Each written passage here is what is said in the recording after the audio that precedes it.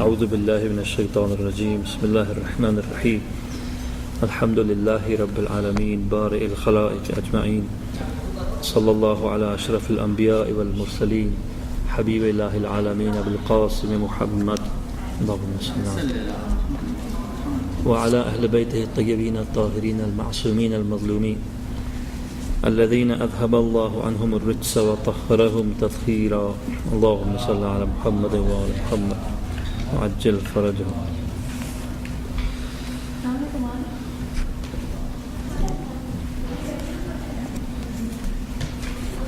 Regarding the moral aspects of the month of Ramadan, the importance of observing the moral conditions for this month, I will just speak in brief about some philosophical perspective and then emphasize on the ahadith regarding this holy month of Ramadan and how they affect our fasting. We know in general that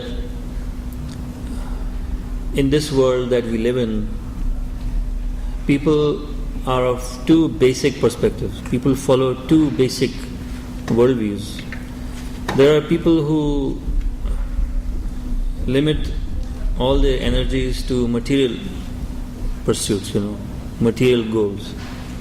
They believe that everything in this life is about matter, and matter means material things, financial things, money, anything that eventually leads to material gain. I don't know, out of, for example, 10 people, how many people would be materialists, but my guess is that a majority of people are following the materialist worldview. The other remaining population are those people who follow a spiritual worldview. They believe that not everything is material, not every goal and every intention, not every action is done for material reasons. They believe that material reasons do have weight in our calculations, but there is another aspect which they believe is more important than the material aspect, which is that there is a spiritual goal, there is a spiritual angle to everything. When you are doing something that apparently is a material action or some gain that seems to be a material gain, there is a deeper value, a spiritual value in doing that action. Alaikum Assalam. So for instance, the materialist would insist that every action is done for some sort of financial gain. But if I ask you, for example, you all got up today and came to the masjid, of course, for one person, maybe I'll go to the masjid and do iftar. But that is a material gain, If coming to masjid is for the sake of getting iftar, that is a material gain, But coming to the lecture and listening to a hadith and, for example, benefiting from that, if the intention is that I will go to the masjid tonight and try to revive my iman, try to strengthen my iman, learn something that would benefit me. If that is the goal, that itself is not a material goal. Or to say that I will come and, for example, pray in the masjid. Prayer itself is not a materialist goal, not a maddi, hadaf maddi. It is a ruhani goal, right? And one has to always really dig into his own mind and soul, and figure out what is my goal in doing this action. The same action may be done by a believer for a spiritual purpose, although it may also have a material gain. Who knows? For example, you got up tonight and you came to masjid thinking that I will pray here and I will learn something, and you meet someone who will provide you some material benefit also. You get food, you get to see people, maybe through that you find some connection, you find a job. You get a job, right? You may have some other benefits like that, material benefits. But a person who is materialist is always looking at things with a material perspective. He may call himself a Muslim or whatever he calls himself, but he is even meeting people thinking that what can I get from this person? What is in it for me? He's not thinking that I may provide some benefit to another person. In other words, let me put it this way. In doing an action, he's not thinking that, for example, there is a higher gain to be gotten out of this same action than just getting, for example, this money from this person. Maybe by meeting this person who is a mu'min and I am a mu'min, maybe together we could serve Islam. Maybe, who knows, we can get something done for the community. For Islam, maybe we provide some service to the young people. For example, in this community, I understand that there are some refugees and there are people from different places. Well, people need help, right? I need help, you all need help, everybody needs help at some point in life. And you are talking to people thinking that exploring ways by which you can help people. But this is a spiritual goal. Because although you are giving your time and your money, but actually you are the one gaining from it. But that's because you believe that there is a spiritual gain which is of a higher value than just the calculations related to money. For a person who does not appreciate this spiritual goal in actions, right, he limits his whole life to what I am getting. That's about it. In every calculation, as I was mentioning the other night, inviting few people is thinking that I haven't spent so much money and time, what am I getting from this meeting? A person ends up inevitably becoming selfish. By being a materialist, he's a selfish person, self-centered person who only thinks about himself. Why? The reason is that he consciously or subconsciously believes material gain is all there is. Nothing else is of any value. And unfortunately, such people look at the society the same way. They even look at the prophets the same way. They say, for example, what was in it for them? Why did Rasulullah sallallahu alaihi wasallam raise that, start that mission and establish that hukumat? He must have gotten something. Maybe he got hukumat, maybe he got to marry so many times, that's what because the materialist, he doesn't think that way, she doesn't think that way, and cannot allow another person to think from any other perspective other than money. There must be some money or power or fortune or some pleasure in this action, otherwise some physical pleasure in that action, otherwise why would somebody do it? But a person who has trained his mind and his soul, trained it to think and feel, to think about and plan about spiritual gain in actions, intellectual benefits, and also feel the spiritual pleasures.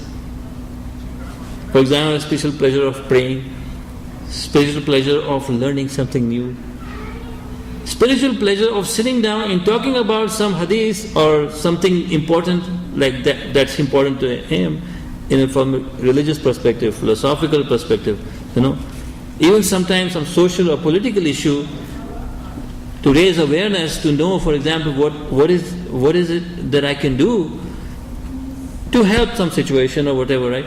Now such people who have trained their minds and trained their hearts to think about spiritual things and to feel the spiritual reason, right, they look at world differently. They look at history differently, society differently, they have different intentions when they do an action, right? They read Quran differently. The people who are looking for physical and material profits and benefits, right? They look at Quran also the same way. Like a businessman looking for some good bargain, deal, Okay, what did I do?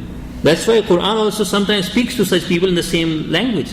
Hal adullukum ala tijaratin. Should I guide you to a deal, a tijara?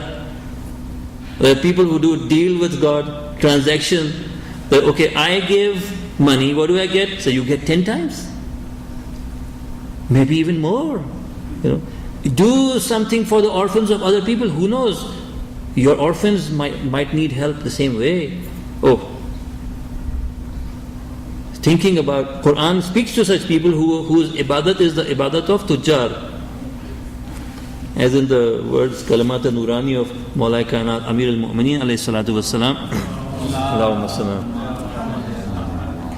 That people worship or believe or obey Allah subhanahu wa ta'ala for one of the three reasons.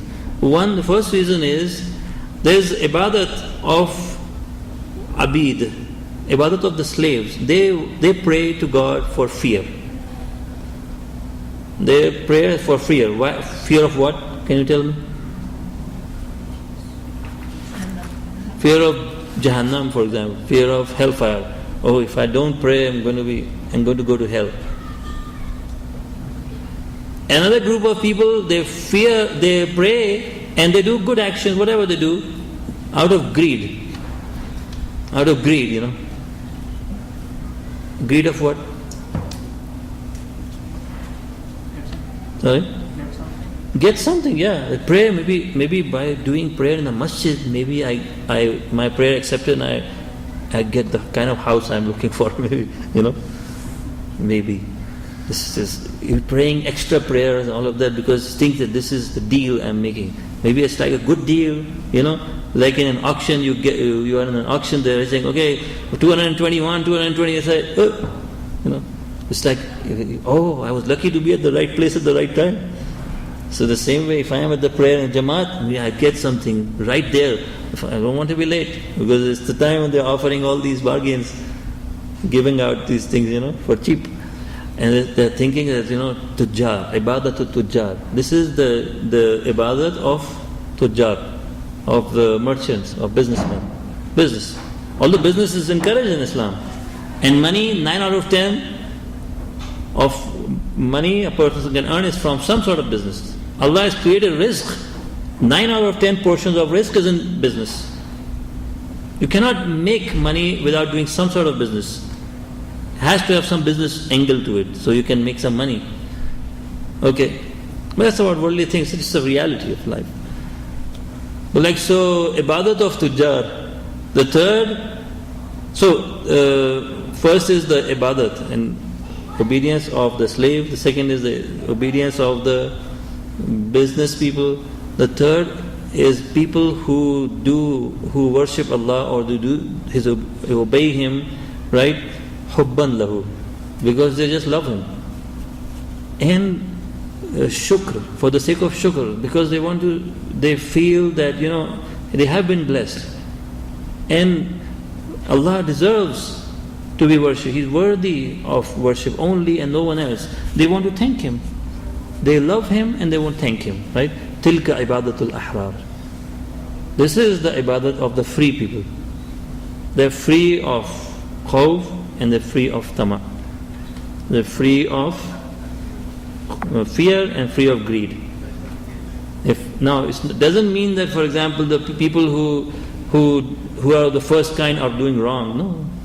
Allah will save them from hellfire. It is a good thing, taqwa, to keep the bad actions have consequences. One should not do it because of the consequences. Well, for a beginner like me, it's a good thing. If I can really keep the consequences of actions in my mind and I can keep away from wrong things, it's a good thing. Now another good thing is a person will say, okay, I trust what the deal Allah is offering, I trust it and I do actions, so Allah will give me that. It's out of belief in Allah subhanahu wa ta'ala. The only thing is there is a self-interest involved. Now either it's the worldly interest of this dunya or it's some profit you hope to get in the next life. But after all, it's something that relates to you and you want to get it by doing that. So you are in a very blunt way of saying it, you are using Allah to get to that thing. You're using Allah to either get a car or a person you want to marry, or you're using Allah to get into Jannat. And you know the interesting part, and it's sad also, that on the day of Qiyamah, those who were praying because of fear of hellfire, right? They will be saved from hellfire and go towards the other side, right? Those who were praying for Jannat, for heaven, they will leave also. So imagine how many people in the day of judgment, I'm talking about the good people, will be left there for Allah subhanahu wa ta'ala. You say, okay, you were doing all this for Jannat, go ahead, go. You wanted to save yourself from hellfire, you are saved, You wanted to get into some rank in paradise, okay, I give you that, go ahead. Out of His honor, His karam, Allah is Kareem, and out of His karam He bless them and give them what they wanted. Out of all those people, how many will be say, oh, I'm not here for Jannat, How many people will say that? I didn't pray because I wanted to use you to get to that place. I prayed because you are my Lord, because I loved you and because I must thank you. And I am doing it for you, and my reward is you and nothing else. How many people can truly really do that and say that in this dunya? And how many people will stand on that day and stay there and say, I am not going anywhere, I got my reward, right? How many people will come on the day of Qiyamah and say, oh Lord, you are sending me away from you? I did all this to get to you, and now I found you. Where else could I go, There is no other way left for me. There is no Jannat left for me. There is no other Jannat. The Jannat is right here for me. And I was not seeking anything else. This is the highest level that a person can reach in this dunya, in his intentions, that he checks himself that I am not after money, I am not after material interest, and I am after something spiritual. And then that something spiritual also with the intention that Allah has the haqqut ta'a upon me. Allah has the right of obedience upon me, and I worship Him not because I fear Him for His dozakh, for His hellfire, or I'm greedy because that I want to get something because He says He's worthy, and He is everything. He is the creator of Jannat. What are we talking about? He is, Jannat, what is Jannat? How can Jannat be a reward? For a person who believes in God, how could heaven be a reward for a person? If he truly knows who is he dealing with, who is he talking to when he stands up to pray, saying, who am I talking to? How could anything else be an ajr for me for worshiping Allah subhanahu wa ta'ala? It just doesn't make sense to such people, because their worldview is a spiritual worldview. And they view other people in the same way. They look at it, for example, they appreciate the spiritual things people do. For example, if someone stands up to pray, they don't feel any jealousy, they don't judge them, say, for example, see, it must be. No. They like the fact that there are good things being done around them. They like the fact that, for example, masjid is being made. They like the fact that there are classes, there are religious programs, social work being done. They like the fact that someone is doing something good, because they see a value of such things. They see a value in just having those good things done around them. They see a value of, for example, a good change in a society, from a change where there was a monarchy, like in Iran there was a Shah who was just manipulating this material desire of people. I will give you this, I will give you that, and taking them away from deen, taking them away from religion, taking off the hijab of the women, and all nightclubs all over Tehran and everything, forcing women to go into army and for military service. Religious families who used to be religious now were not religious anymore, because he thrust this secular culture into their minds. Now people say, okay, I can make my economy better. Like for example, today in Islamic countries, they say, okay, what is the best way to earn money, bring in revenue from outside? Alaikum salam. Promote tourism.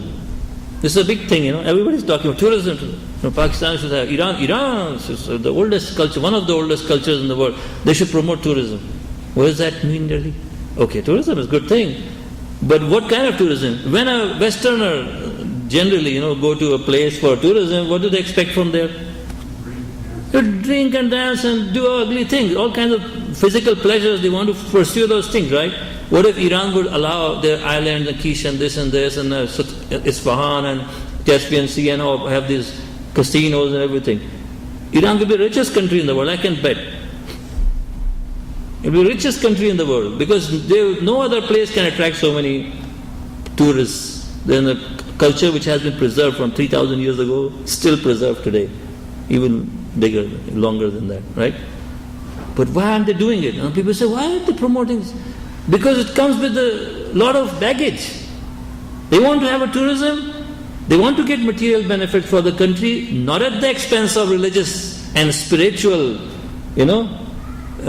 loss. They can do that, but the spiritual loss to them is far greater than the billions of dollars that come into the country because of that. No, they will not do that. But who will appreciate that?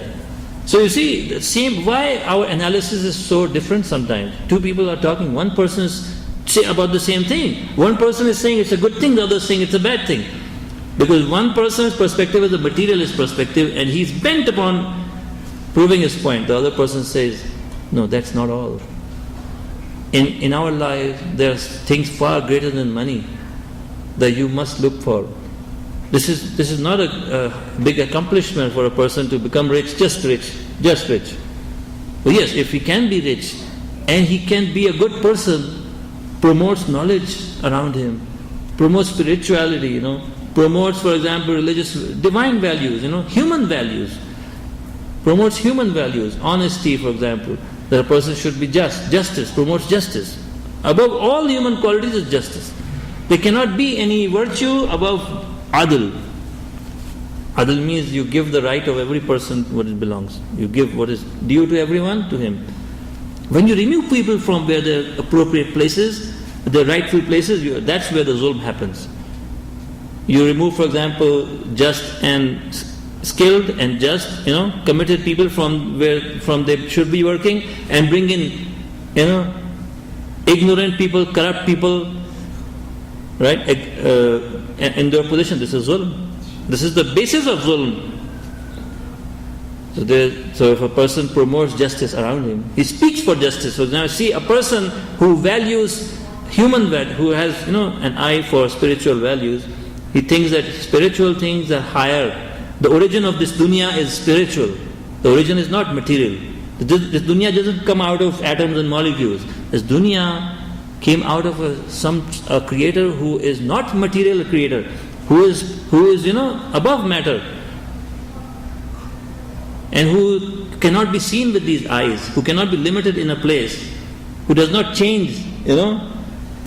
When this kind of a person who thinks about this and he then addresses the issues, naturally he's going to promote such values in a society.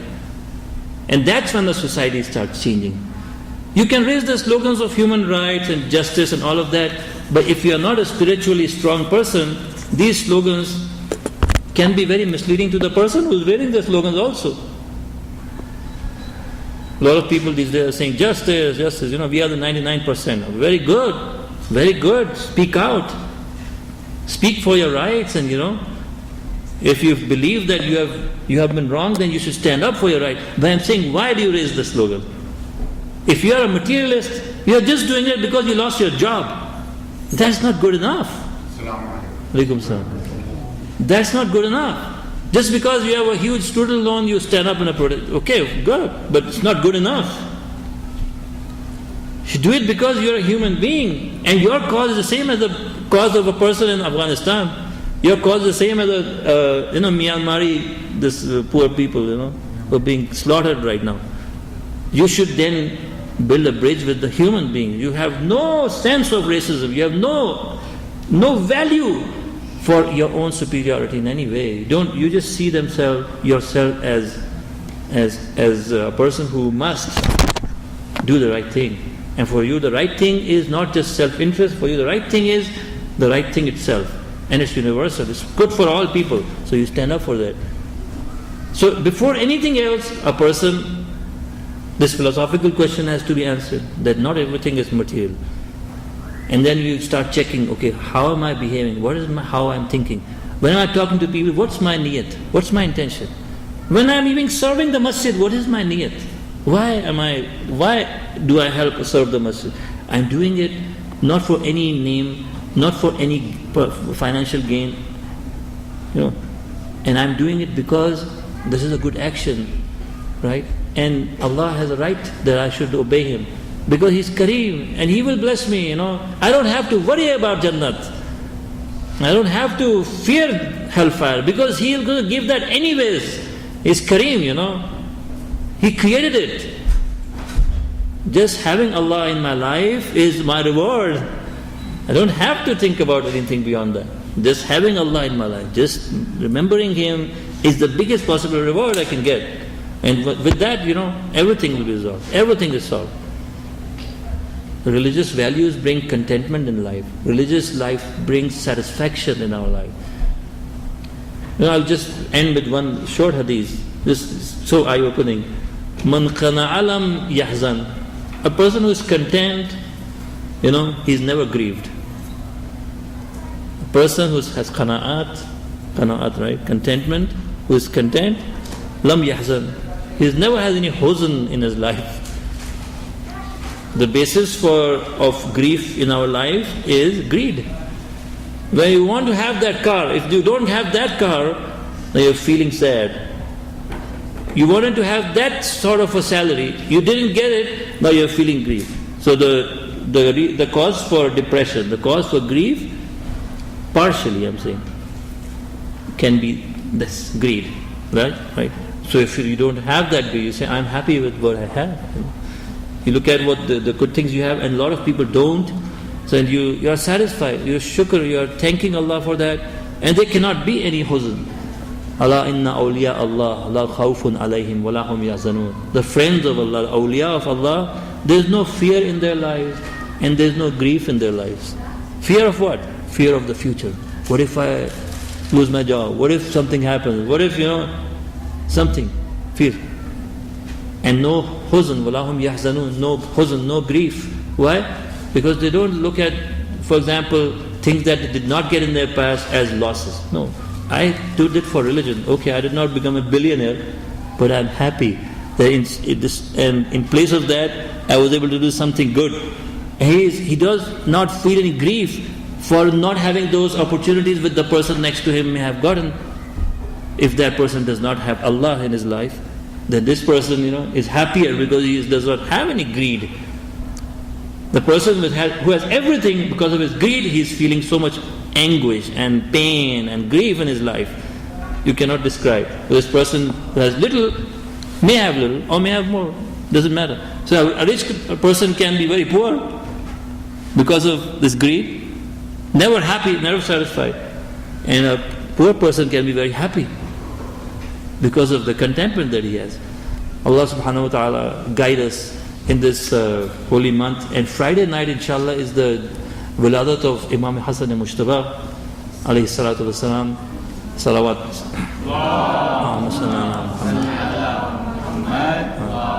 So we will, inshallah, celebrate that occasion here. So inshallah, bring your families and anyone you would like to. Allah subhanahu wa ta'ala make the zuhur of our Imam close. Sallallahu ala Muhammadin wa alihi tayyibin at-tahirin.